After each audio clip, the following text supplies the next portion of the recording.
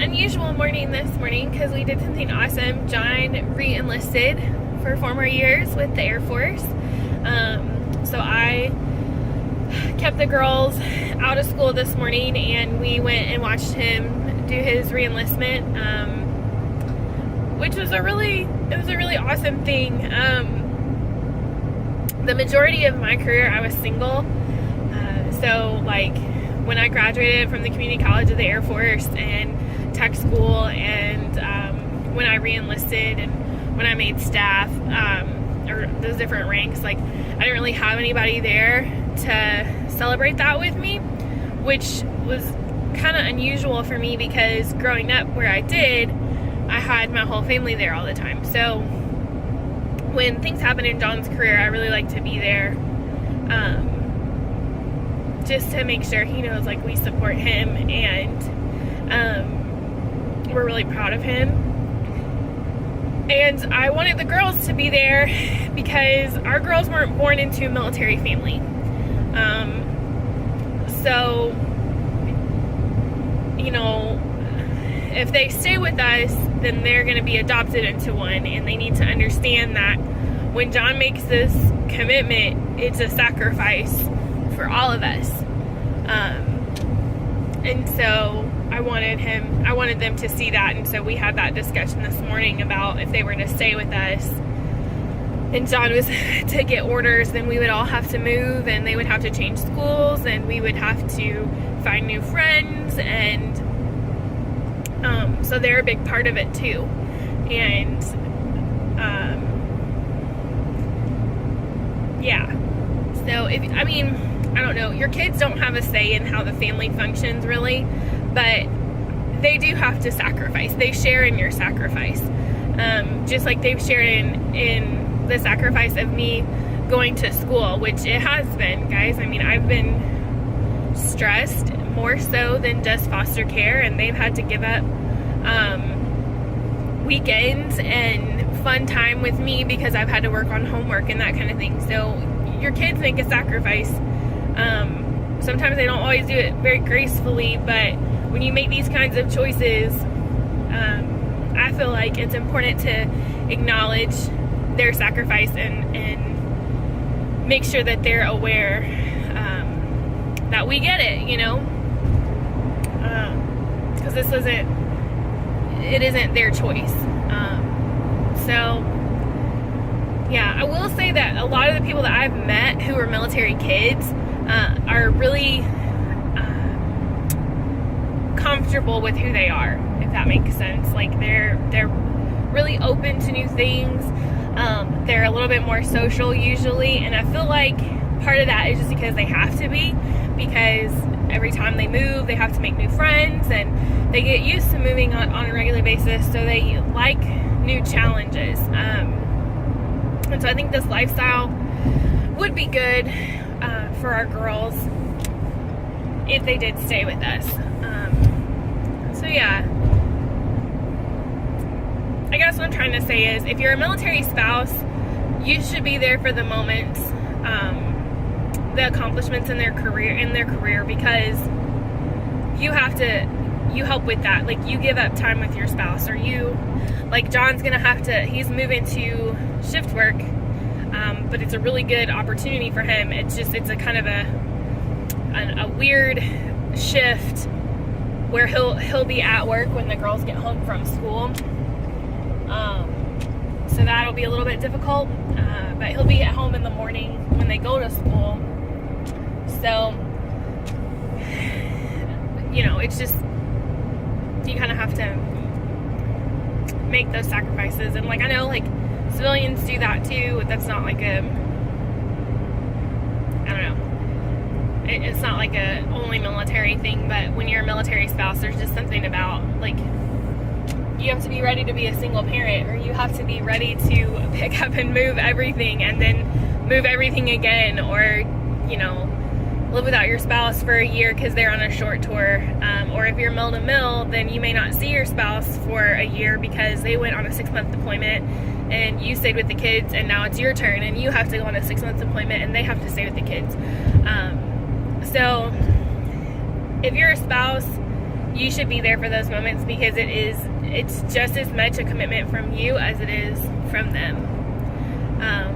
And you're making sacrifices too. I mean, for example, we're trying to figure out if I'm going to start my master's program, because John's been here for 3 years now, 3.5 years. So it's coming up on time for him to get orders.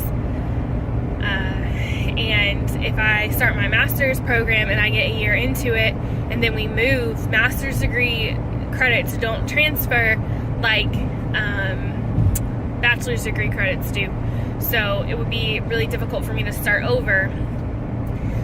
And I could go online, but I don't make as much money that way through the VA. So there's just, yeah. And then like when it is time for me to get my license, well, every state has a different licensing system. And so I have to worry about that. And I have to worry about not being able to like set up for sure private practice. And then like getting all my clinical hours. There's just a lot of things that like my career has to be on hold because of the military, and just the fact that we might move, which is, you know, that's what I signed up for. So it's not like I'm like disgruntled about that. Those are the facts of the situation. I'm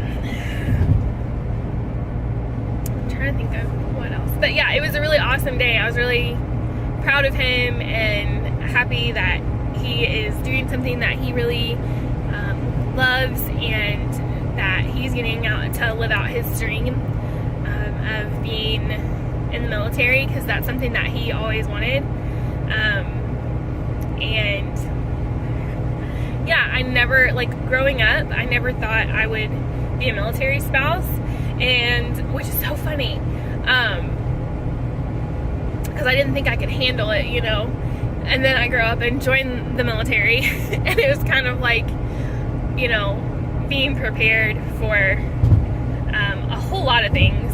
But one of those is being a supportive military spouse, because I am naturally a pretty selfish person, and so it would be difficult for me to have to put my career on hold if I hadn't gone through being in the military and understanding what it's like. So yeah, a lot of discussion about this morning. Anyway,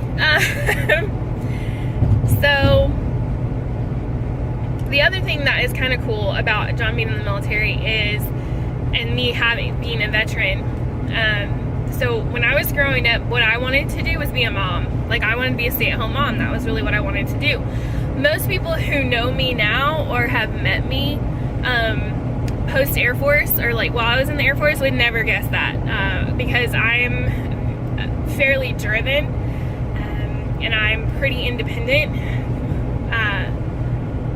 So on the outside, looking in at my life, like there's no way that I would want that, like that would make me happy.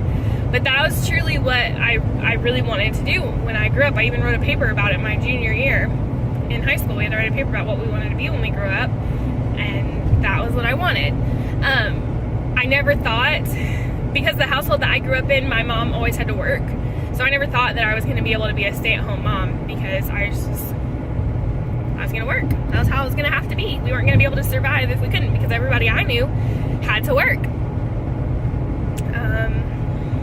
Had to have dual income. So now for the next little bit, I'm going to get to be a stay-at-home mom, which John, we were talking about this the other night, and John's joking, and he's like, yeah, we'll see how long that remains the dream.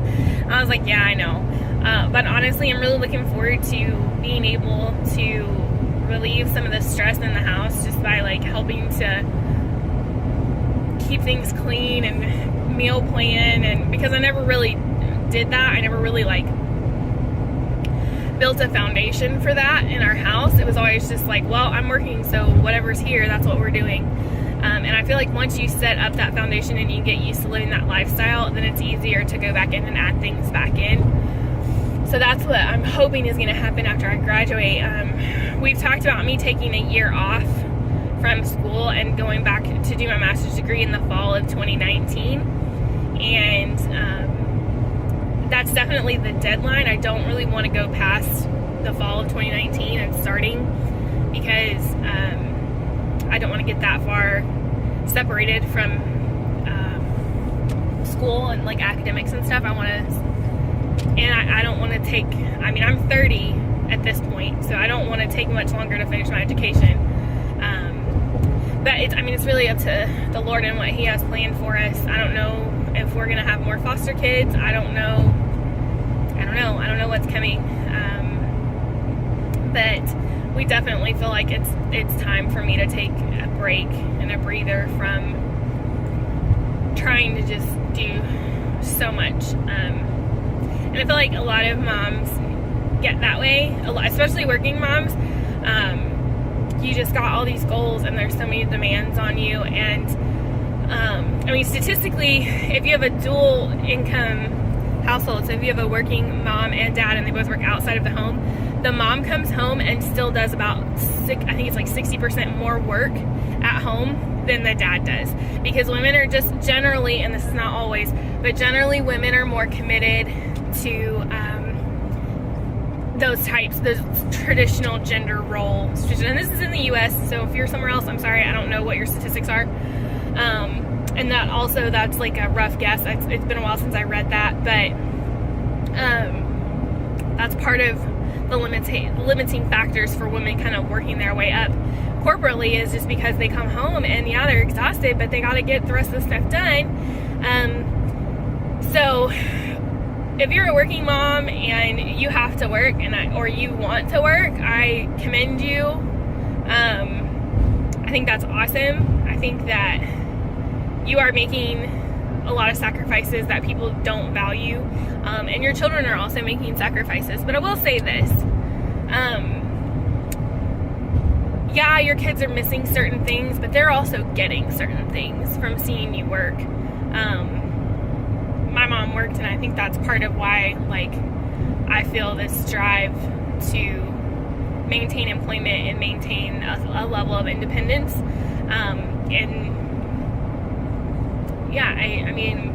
My mom taught me a lot just by providing for the family every day. I mean, she worked in a warehouse. My dad did too. My dad worked in a warehouse. They would pack books and ship them out. My dad was a maintenance technician there, and my mom worked on the floor packing books, and she would work nights. And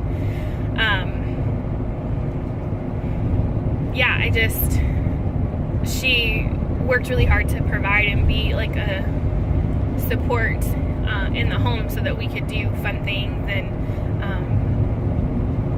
so I don't know, but yeah, back to what I was saying. Sorry, my phone got overheated, so I'm running it in front of the air conditioning right now, hoping that's gonna help. But yeah, my mom really showed me that you can work and still, be a productive mother, and it's given me a lot of motivation and drive, I think. So yeah, I'm just saying that I'm going to be grateful for the time that I get to have being a stay-at-home mom for a little bit. So we'll see how long that lasts. We'll see how long we'll see how long I'm satisfied with that lifestyle. And I don't anticipate it'll be too long, and I'll be wanting to work again. So it's one of those things where the grass is always greener.